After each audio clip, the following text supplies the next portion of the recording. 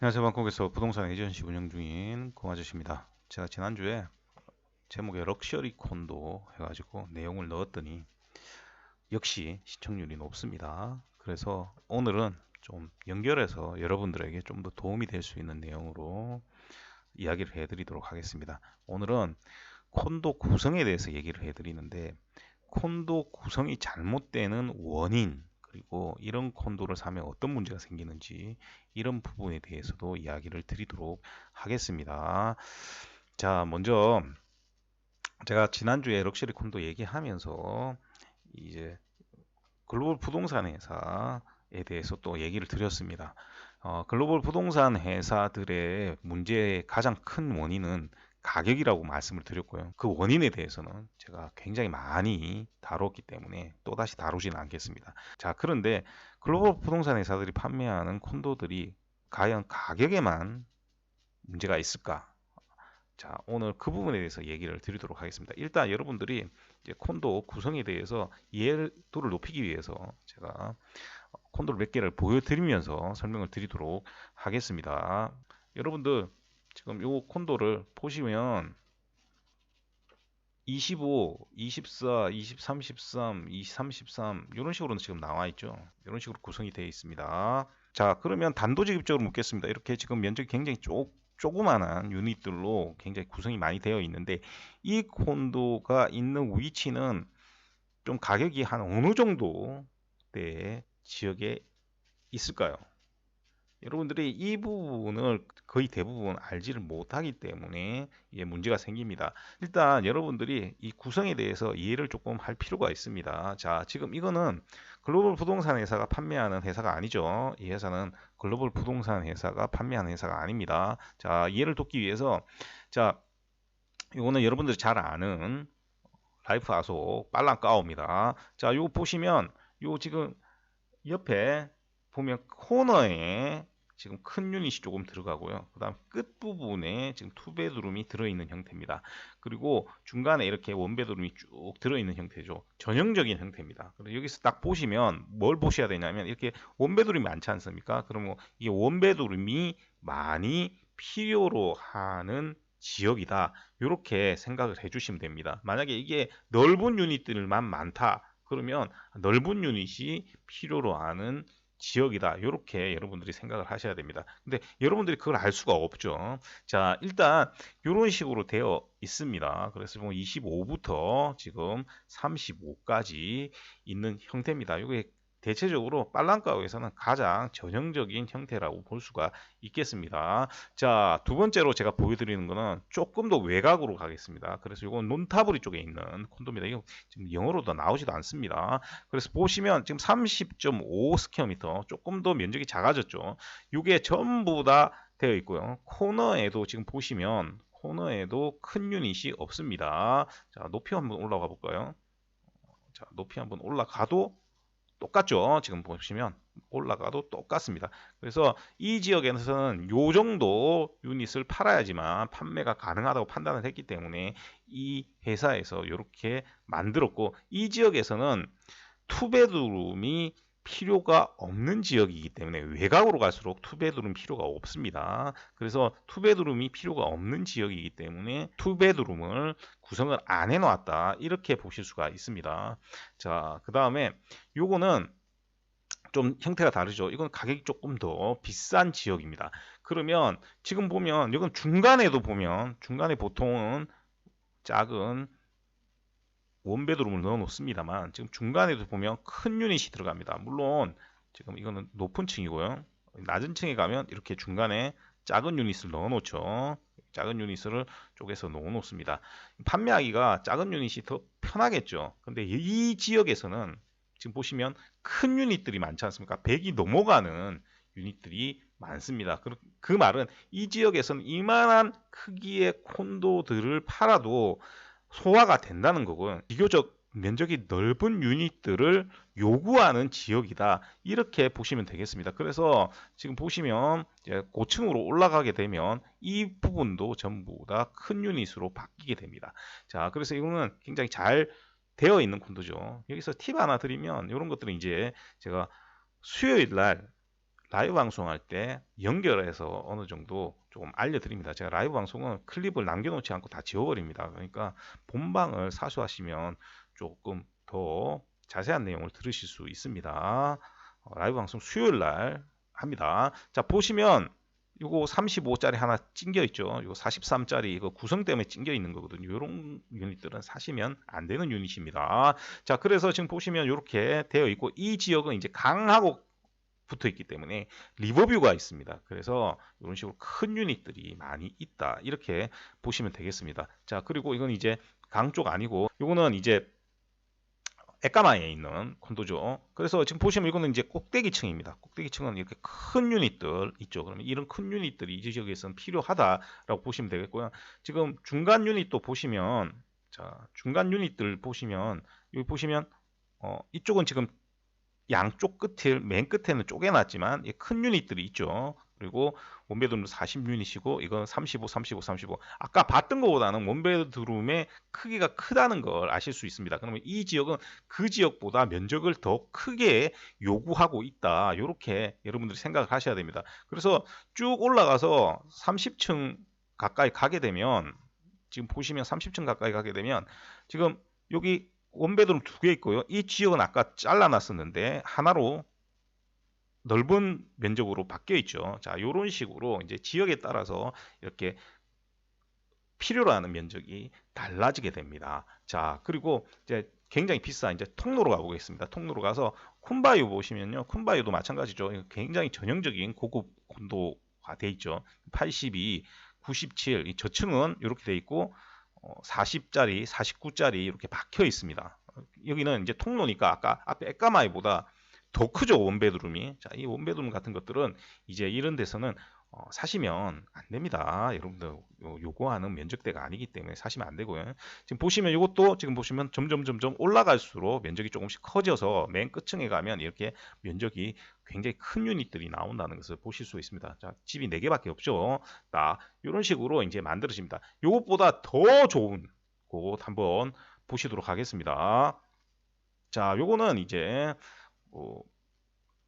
만다린 레지던스입니다. 만다린 레지던스, 이런 것들은 정보를 찾기가 굉장히 힘듭니다. 그래서 이렇게 찍어 놓은 것들 찾아가지고 본 방법밖에 없습니다. 지금 보시면 이게 저층인데 집이 4채 들어갑니다.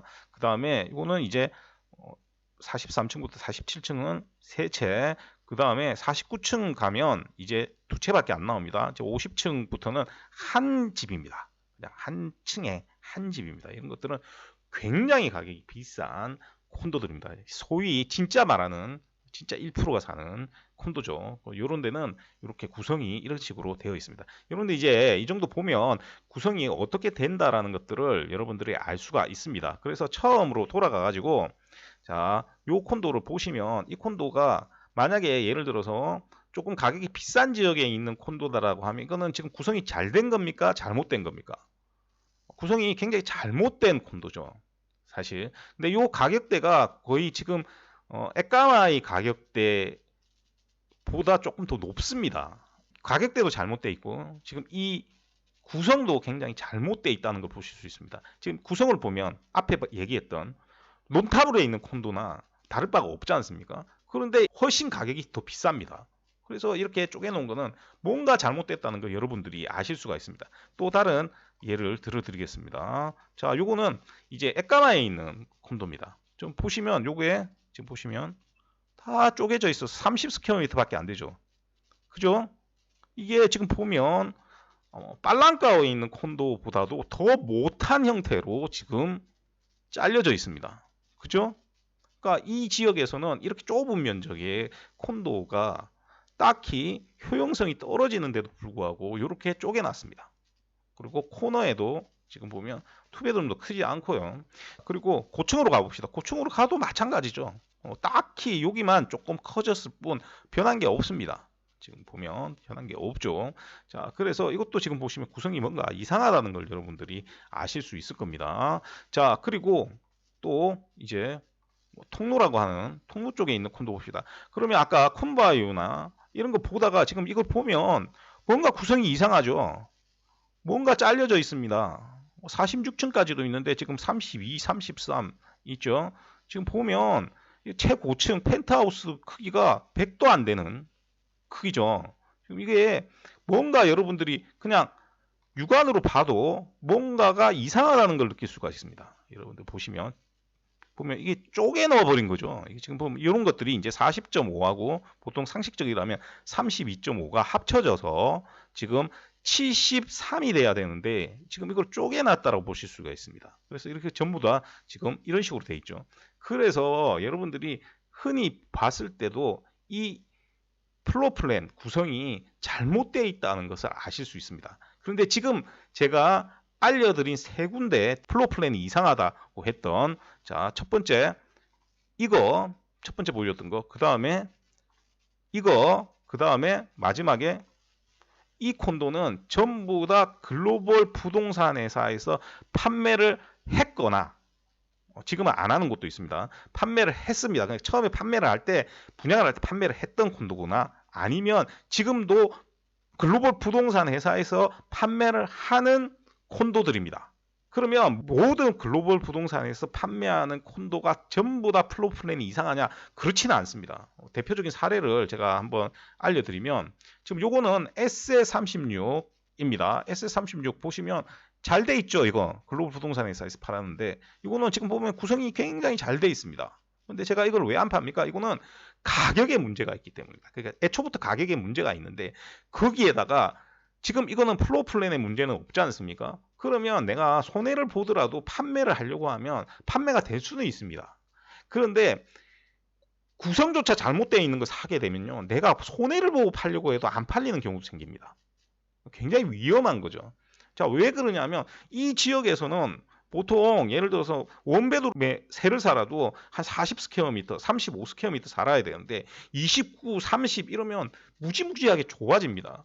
그러니까 이런 것들은 통용이 되지 않는 지역이기 때문에 투자를 했을 때 새도 잘 안 나가게 되죠. 그렇기 때문에 이런 콘도들 구성은 피하는 게 가장 좋습니다. 그러면 왜 이런 현상이 일어나느냐? 여러분들이 쉽게 생각을 하시면 됩니다. 여러분들이 저한테 상담을 하게 됩니다. 여러분들이 상담을 하게 되면 여러분들이 뭐가 제일 중요합니까? 얼마만큼의 자금을 가지고 투자를 할 건지가 중요해집니다. 직접 산다고 해도 마찬가지죠. 그러면 여러분들이 예를 들어서 3억을 가지고 투자를 하겠다라고 얘기를 한다라고 하면, 만약에 스퀘어미터당 가격이 30만 바트다라고 우리가 가정을 합시다. 그러면 10스퀘어미터를 사면 3밀리언 바트입니다. 그러면 여러분들이 3억으로 30스퀘어미터도 못 삽니다. 지금 환율로 30스퀘어미터도 못 사게 되는 거죠. 그렇기 때문에 면적을 줄이게 되면 여러분들한테 그 가격에 팔 수가 있는 겁니다. 쉽게 얘기를 해서 10억을 가진 사람보다는 3억을 가진 사람이 더 많고 10억을 가진 사람보다는 4억을 가진 사람이 더 많죠. 그런데 여러분들이 보면 어떻게 접근합니까? 콘도를 겉모양을 보고 접근을 합니다. 퍼실리티 얼마나 좋은가 뭐 이런 거 보고 접근을 하고 지역 보고 접근을 합니다. 그러면 그 지역에 퍼실리티 좋은 콘도를 주려고 하면, 정상적인 면적으로 주려고 하면 여러분들한테 줄 수가 없습니다. 그런데 가격까지 문제가 있다라고 했지 않습니까? 가격도 면적당 가격이 다른 콘도보다 비쌉니다. 그러면 여러분들이 작은 자금이 있을 때 그 자금에 맞춰서 주는 방법이 뭡니까? 콘도를 면적을 쪼개는 방법밖에 없는 겁니다. 이제 아시겠습니까? 자, 그래서 이렇게 구성이 잘못된 콘도의 경우는 글로벌 부동산 회사에서 판매하는 경우가 대부분입니다. 왜냐하면 글로벌 부동산 회사는 각 나라마다 브랜치가 다 있지 않습니까? 그래서 그 사람들이 판매를 영업을 하게 됩니다. 그럼 그 각국에서 영업을 하게 되기 때문에 실상을 전혀 모릅니다. 그리고 답사를 한다고 해도 그 사람들이 보여주는 콘도만 보게 되죠. 자, 그래서 제가 잡사 같은 게 굉장히 안 좋은 거라고 계속 말씀을 드리는 겁니다. 그래서 글로벌 부동산 회사에서 콘도를 사는 거는 첫 번째로 가격적인 문제, 두 번째로 이렇게 구성적인 문제에서도 문제가 생길 수가 있습니다. 따라서 여러분들이 겉모양만 보고 퍼실리티 좋은 거 보고 위치 좋은 거 보고 이런 것만 보고 접근을 하면, 쉽게 얘기를 해서 제가 항상 말씀드리지 않습니까? 1년에 통로에 콘도 살 사람 몇 명 안 됩니다. 그런데 통로 콘도 물어보는 비중이 엄청나게 높습니다. 자금이 그만큼 안 되는데도 물어보는 사람들이거든요. 그런데 이렇게 면적을 쪼개놓고 퍼실리티 잘 만들어 놓으면 뭡니까? 1% 콘도가 되는 거죠. 자, 그래서 이 구성도 굉장히 중요하다는 거 여러분들한테 알려드립니다. 그리고 이 구성에 대해서 이제 지역들이 다 다르거든요. 그래서 지역마다 이 원하는 콘도의 면적이 다릅니다. 그래서 거기에 맞춰서 이 콘도들이 제공되어야 됩니다. 자, 이런 부분들은 라이브 방송에서 시간이 나면 다뤄드리도록 하겠습니다. 자, 그리고 제가 부탁의 말씀 하나 드리면 저한테 단기 임대 이런 거 좀 제발 그런 문의는 하지 않으셨으면 좋겠습니다. 자, 오늘도 들어주셔서 대단히 감사드리고요. 이상 전 방콕에서 고마저씨였습니다.